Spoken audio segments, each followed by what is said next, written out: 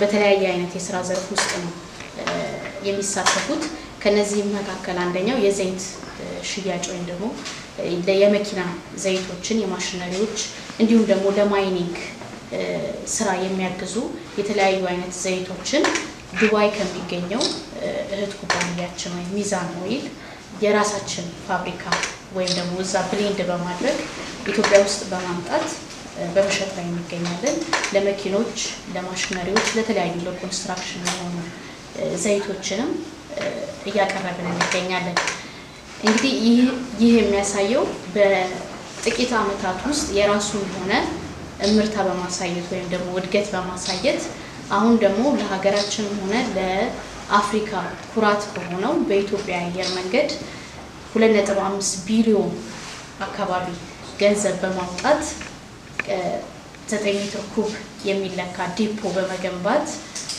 ስራ ጀምሯል በኢትዮጵያ አየር መንገድ ያው ዋናው የኢትዮጵያ አየር መንገድ አላማው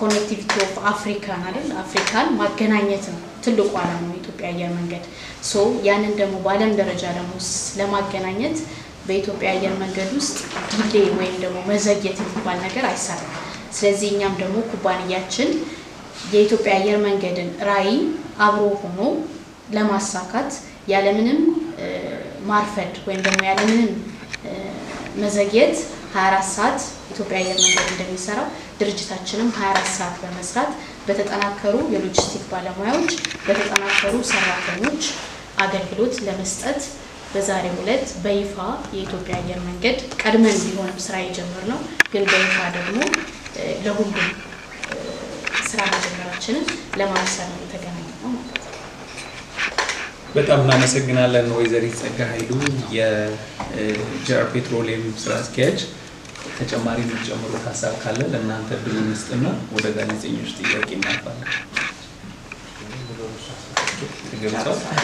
እሺ በድጋሚ በጣም እናመሰግናለን ቀደም ሲል እንደተገለጸው እንግዲህ ጂአር ፔትሮሊየም በ2009 ዓመተ ምህረት ተመስርቶ እንደገና ደግሞ ከ58 በላይ ማደያዎችን ገንብቶ ከ150 በላይ የነዳጅ ቦቴዎችን አሰማርቶ ለትላልቅ ግዙፍ ፕሮጀክቶች ለሚሰሩ የሀገራችን ተቋማት ለምሳሌ እንደነ ለሚ ናሽናል ሲሚንቶ የመሳሰሉ አሁን ደግሞ ከኢትዮጵያ አየር መንገድም ጋር አጋር በመሆን የአውሮፕላን ነዳጅ ማከማቻ ዲፖ በይፋ አገልግሎት መስጠት መጀመሩን ለማብሰር ነው እንግዲህ የዛሬው ጋዜጣዊ መግለጫ ይህ ማለት እንግዲህ 2.5 ቢሊዮን ብር ኢንቨስትመንት እንዲሁም ደግሞ 9 ሚሊዮን ሊትር የአውሮፕላን ነዳጅ ማከማቸት ይችላል ያ ደግሞ ለሀገራችንም እንደገና ደግሞ ለሀገራችንም ትልቅ ኩራት ነው ይህ ለሌሎችም ኢቭን እንደ አርአያነት መሆን የሚችል ትልቅ እንቅስቃሴ መሆኑን እንድንረዳ ለማለት ነው በመቀጠል እነሱ የሚጨምሩት ነገር ከሌለ ጥያቄውን ወደ እናንተ መጠየቅ የምትፈልጉትን ጥያቄ እንድትጠይቁ እድሉን እንሰጣለን ከዛ በፊት ግን ጂአር ፔትሮሊየም ከሚሰራቸው የዕለት ከዕለት ስራዎች በተጨማሪ ማህበራዊ ኃላፊነቶቹንም ለመወጣት በርካታ ስራዎችንም እየሰራ እንደሚገኝ ይታወቃልና እሱንም ይጨምሩትና ቀጥታ ወደ ጋዜጠኞች ጥያቄና መልስ እናልፋለን ያው ይበል ይላል ጂአር ፔትሮሊየም በአገራችን ከሚያበረክተው ትልቅ አስተዋጽኦ አንደኛው በተለያየ ምክንያት ከማህበረሰቡ ወጣን ማህበረሰቡን ሊጠቀመን ያለ ነው ቀድሞም እንደገለጽኩትኝ ዋናው ዓላማችን ተደራሽ ባልሆኑ አካባቢዎች ላይ ተደራሽ መሆን ነው ስለዚህ ማህበረሰቡን ደግሞ ለማገልገል በማንኛውም የማህበራዊ ጥሪ ላይ የራሱን ሆነ አስተዋጽኦ ያደርጋል ባረንጓዴ አሻራም ሆነ የተለያዩ ተማሪዎችንም በማገዝ ምክንያቱም አንደኛ ዓላማ አድርጎ የሚነሳው ከስር ያሉትን ስናገዝ ወደ ላይ እየመጣን ማደግ እንችላለን የሚለው ትልቅ እምነት ስላለው በማንኛውም ማህበራዊ ተሳትፎ ላይ የራሱን ሆነ ጉልህ አስተዋጽኦ ያደርጋል ማለት ነው ይህም ደግሞ እንደ ሀገር የነገውን ትውልድ ከመረከብም ውጪ በማጎልበትና አቅም በመስጠት እንደ ኩባንያ ማበርከት የሚገባው አስተዋጽኦ ያደርጋል በጣም እናመሰግናለን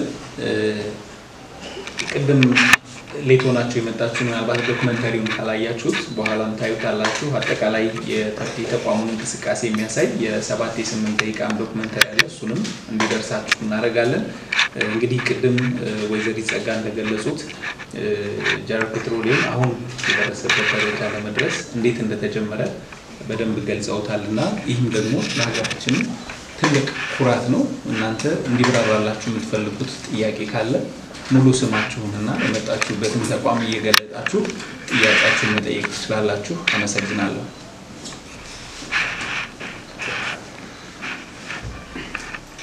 አመሰግናለሁ።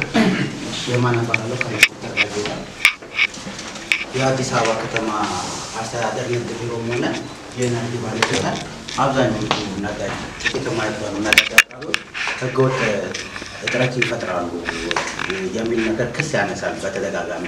ምናልባት የእናንተ ድርጅት በዚህ ዙሪያ ላይ ምንድን ነው እየሰራ ያለው? በዚህ ውስጥስ ምን አይነት ሚና አለው የሚለው እሺ ሌላ አመሰግናለሁ። አመሰግናለሁ። አንድ ሁለት ጥያቄዎች ላንሳ። ቴዎድሮስ መኩሪያ ሁለት ጥያቄዎች ላንሳ። ጂአር በአሁኑ ሰዓት ከኢትዮጵያ አየር መንገድ ጋር ነው ብቻ ነው የሚያቀርበው የሚለው ነገር ማንሳት ፈልጋለሁ። ከዛ ባለፈ ግን ከዚህ የነዳጅ ከኢትዮጵያ አየር መንገድ ያንግ ካምፓኒ ነው ከሀገር አልፎ ትልቅ ስም ያለው ካምፓኒ ነውና እንደነዚህ አይነት ነገሮች ሲመጡ ድሮቹ በቀላል የሚገኙ አይደሉም ብለን እናስባለን። ከዚህ አየር መንገዱ ይባቸው የነበሩ ነገሮች ነው ስለዚህ እዛ ጋር ይሄዳችሁባቸው ከአየር መንገዱ ጋር አግሪመንት አድርጋችሁ ይሄን ያህል ሊትር ይሄን ነገር ለማድረግ ይሄዳችሁባቸው ርቀት ምን ይመስላል የሚሉት ነገሮች ማለት በውድድር መንገድ ነው እንደ ሊያገኛችሁት ወይንስ እነሱ ነገሮች ምን ይመስላል የሚሉት ነገሮች ከዚህ ባለፈ ደግሞ ምንድነው በቀጣይ አሁን ወደ 58 አይነት ፕሮጀክቶች ተዋላችሁ ከነዳጅ ጋር ተያይዞ አሁን ከሪፖርት ከመንዳሳ የሚነሱ ስጋቶች አሉ። የሆነ ሰዓት ላይ የሚቆሙ ዲፖች አሉ። እንዲሁም ደግሞ እንደ ሀገር የነዳጅ የመቀነስ አዝማሚያዎች ሊኖሩ ወደ ኤሌክትሪክ እየተገባም ስለሆነ በአየር መንገዱ ብቻ እናንተ የምትቀጥሉት በቀጣይስ ወይስ ደግሞ ወደ ሌሎች አገልግሎት እየገባችሁ አገልግሎቶቻቸውን ታሰጣላችሁ? ስትገቡስ እነዚህን ታሳቢ አድርጋችሁ ካሉ የሚለው ለማንሳት ነው። አመሰግናለሁ። እሺ አመሰግናለሁ። እሺ ከጌቱ ተመስገን ሚዲያ አንድ ሁለት ጥያቄዎች አሉ። ዲፖ የገነባችሁት የት አካባቢ ነው? ቦታው አልተገለጸም ብዬ ነው። አጠቃላይ ዲፖ ሊትር ይይዛል? አማውንቱ ትነግሩ? ምን ያህል ጊዜ ፈጅቶባችኋል ገንብቶ ለመጨረስ? አመሰግናለሁ። እሺ እሺ ሚኪያስ ከማንሳት ከአዲስ አበባ ማስገፍታለሁ።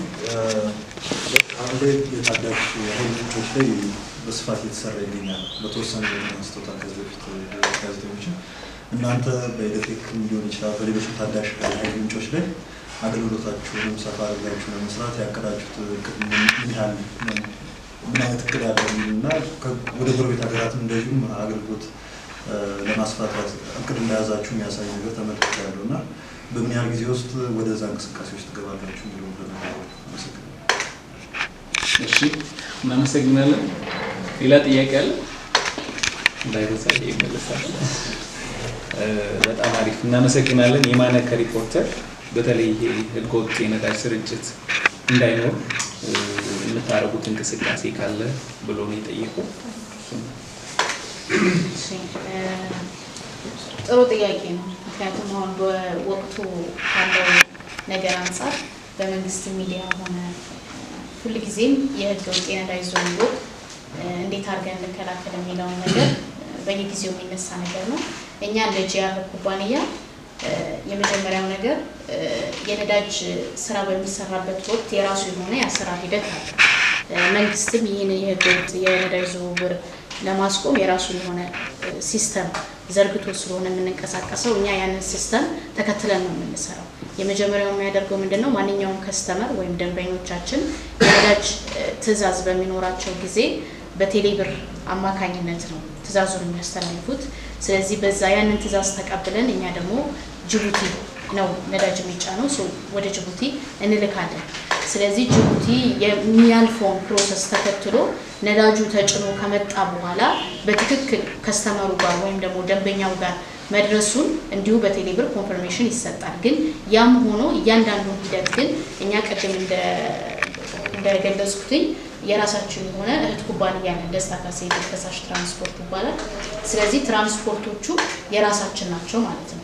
ስለዚህ ያንዳንዱ የሎጂስቲክ ባለሙያ ያ መኪና ጅቡቲ ገብቶ ወጥቶ ደንበኛው ጋር እስከሚደርስ ድረስ በትክክል በተጠቀሰበት ቦታው ላይ ደርሷል ወይስ አልደረሰም የሚለውን ነገር በትክክል ተቆጣጥረን ነዳጁን መረከባቸውን አረጋግጠን ደንበኛው መረከቡንና ኮንፈርም በሚያደርግበት ወቅት ያንን ኮንፈርሜሽን በየዕለቱ እያንዳንዱ ስራው ቦታው ላይ ያለ ሰው በማረጋገጥ ነው ነዳጁ በትክክለኛው ቦታው ላይ መገኘቱን የምናደርገው ማለት ነው። ስለዚህ ይሄ ድርጅቱ ምንም አይነት ኩባንያው ምንም አይነት ይቅርታ የማይሰጠው እንዲሁም ደግሞ በደንብ አግሬሲቭሊ የሚከታተለው ጉዳይ ነው ማለት ነው።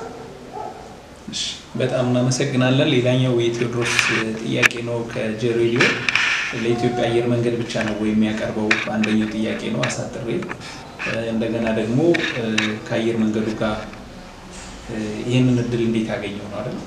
ይሄንን እድል እንዴት አገኘው? ሶስተኛው ጥያቄ የታዳሽ ኃይል አገልግሎት ላይ ለመሰማራት ሀሳብ የለም ወይ የሚለው ከሱም ጋር ያይዘው